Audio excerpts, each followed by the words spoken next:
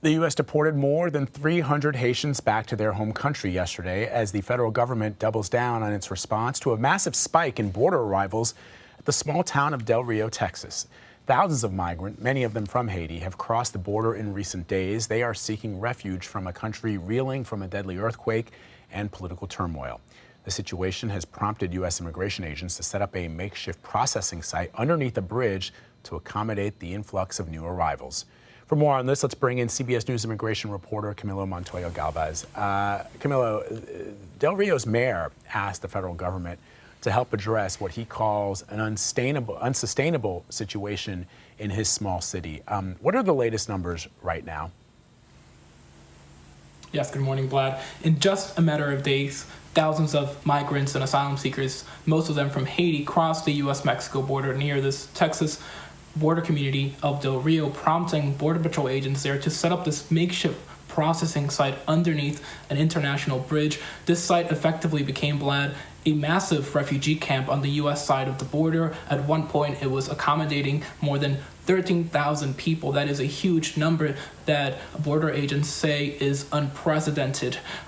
Unlike other sectors of the border, like the Rio Grande Valley, El Paso, and San Diego, the Del Rio sector does not have sufficient infrastructure by the government or by NGOs to accommodate this very large number of migrants.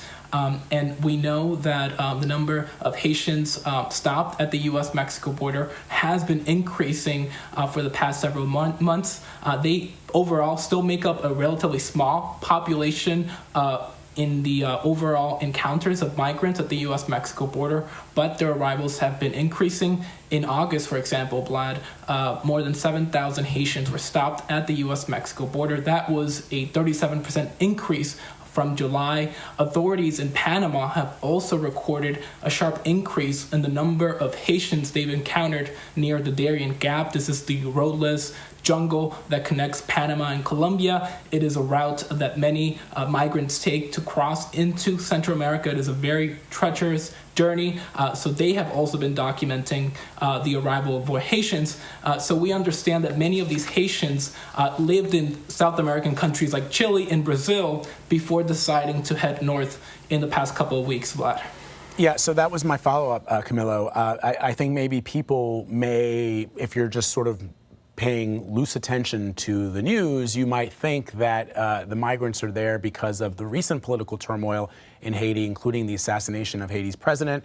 There was another earthquake that happened just last month. But many of these migrants have been living, as you say, in certain South American countries. In fact, I heard in one piece, I think it might have even been Manny's piece, Manuel Bojorquez, our correspondent there, I heard Haitians speaking in Portuguese, which would suggest that they had been living in Brazil for some time. So that's the earthquake in 2010 was 11 years ago.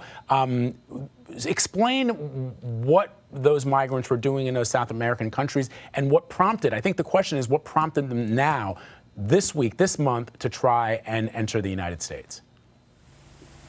Sure. So we understand that following the 2010 earthquake in Haiti, many Haitians left to Brazil and Chile to work there. Many worked during the construction for the sites for the 2016 Olympics in Brazil. Others worked again in Chile, and these countries provided them temporary visas to work there.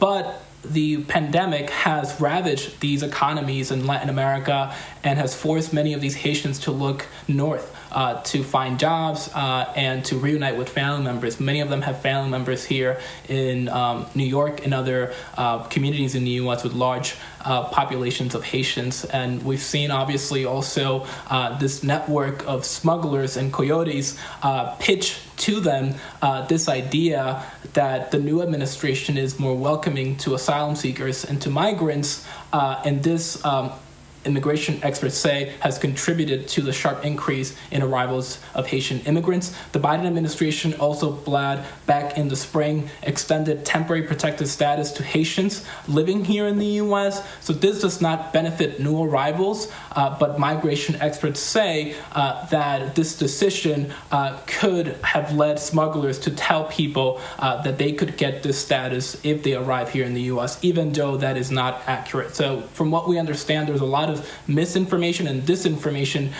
being given to these folks, and they're in a very desperate situation because of the economic situation in Latin America, Vlad. Camilo, I'm so happy that you mentioned that important detail, and I knew you would hit it, and if you hadn't, I was going to ask you about it, but you're an excellent reporter, because it really is, it does put into context what these individuals are dealing with. If you stop and take the politics out of it, I know that there are some people who want to paint it as a situation having to do with the President of the United States versus the last President of the United States. Absolutely has nothing to do with that. It has to do with people who are desperately poor, desperately looking for a better situation for themselves. And those coyotes that you mentioned, people who are spreading misinformation about what is possible and what is doable. If you are poor, I mean, I sometimes, you want to tell people, put yourself in those individuals' shoes. You don't have an education in many instances. You are only holding out for hope. And somebody with nefarious intentions tells you that there is hope, and they extort you for money. Let's just, what little money you have, what little, thing you have in your pocket, in your wallet, they extort you for that, and then they tell you that this is what will happen once you get to the border. And now we're dealing with the situation that we're dealing with there. It's not because of any change in laws. It's not because of any change in any administration. This has to do with people that are exploiting the pain, the misery, the suffering of those in dire straits. Yeah, no, that's right. And I think all the facts that you laid out, this is why advocates are so angry and concerned that the Biden administration is pushing to ramp up deportations to Haiti, a country that, as you have very well covered, has been ravaged by natural disasters, political turmoil that was worsened by the July assassination of its president. It is still dealing with the massive COVID-19 outbreak and widespread insecurity. And I'll read you a quote that really struck me, Vlad, from an advocate. She said, "The reality is that Haiti is drowning in a pool of man-made and natural disasters. Instead of throwing them a lifeline, we're making sure that they drown." So that is in response to the Biden administration's announcement that it will ramp up deportations to try to discourage other Haitians from coming to the U.S.-Mexico border. We know that yesterday the administration carried out 3 deportation flights to Haiti, deporting more than 3,000 migrants. Photos posted by the Department of Homeland Security show that many of these folks are families with young children, and advocates believe that there is no sufficient infrastructure in Haiti to receive those folks and to reintegrate them into Haitian society, especially people, Vlad, that have been living in Brazil and Chile for years and now are coming back to their homeland, which had been ravaged by all these new problems, but also that is still dealing with centuries-old and decades-old issues. And Camilo, before we let you go, the Senate parliamentarian ruled against a plan to legalize immigrants through the budget reconciliation process. What does that mean for the Democrats' plans? Yeah, this is a crushing setback for immigrant advocates and Democratic lawmakers who viewed this proposal, Vlad, as their best chance to place millions of undocumented immigrants on a pathway to U.S. citizenship. So the Democrats in Congress wanted to use the budget reconciliation process, which would bypass the 60-vote threshold that is typically needed to pass legislation in the Senate, to place Dreamers, temporary protected status holders, farm workers, and other pandemic-era essential workers on a pathway to U.S. permanent status and eventually citizenship.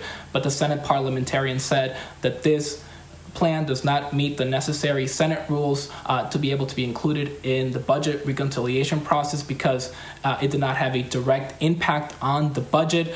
Democrats are now scrambling to present alternative arguments to the parliamentarian, but it is unclear whether any of those arguments will convince her that this massive legalization program, which would benefit up to 8 million undocumented immigrants in the U.S., would be able to be accomplished and enacted through this arcane method.